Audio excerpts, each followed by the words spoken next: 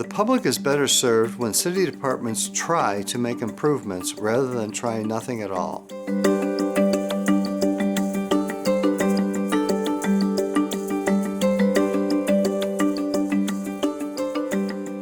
Our Audit Services Division conducts performance audits of city departments and programs.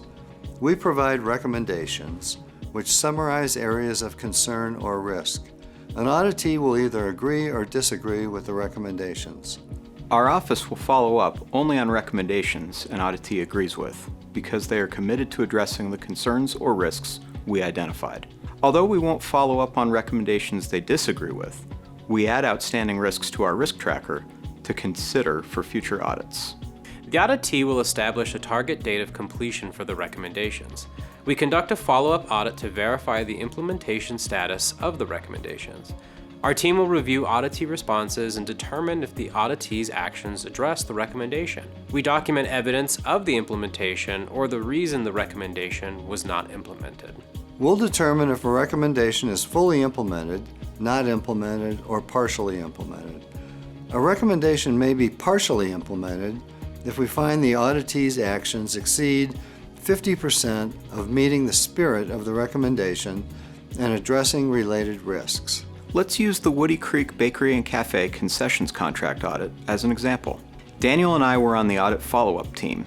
We recommended Denver International Airport's concessions and finance divisions continue requesting additional staff for their offices. This was based on risks for concessions contract revenue noncompliance, needed internal controls, and other relevant factors. In our follow-up report, we determined the recommendation was partially implemented because the divisions did add multiple positions, but staffing levels remain below what is ideal. A partial implementation recognizes auditees are making progress in fulfilling the recommendation. If we only assessed recommendations as being either fully or not implemented, it may discourage auditees from attempting to address recommendations. The public is better served when city departments try to make improvements, rather than try nothing at all if they believe the recommendation is too challenging or not practical. Generally accepted government auditing standards suggest auditors create recommendations that are specific, feasible, cost-effective, and measurable. This method encourages and may convince auditees to agree with the recommendations and take corrective action. We have an online dashboard to illustrate the impact of our recommendations and shed light on the extent to which city agencies are taking our recommendations seriously. The dashboard captures data since January 2020. Through December 2025, agencies have agreed to implement 95% of all recommendations we have made, and 38% of all recommendations have been fully implemented. You can find the dashboard in the Audit Services section of denverauditor.org.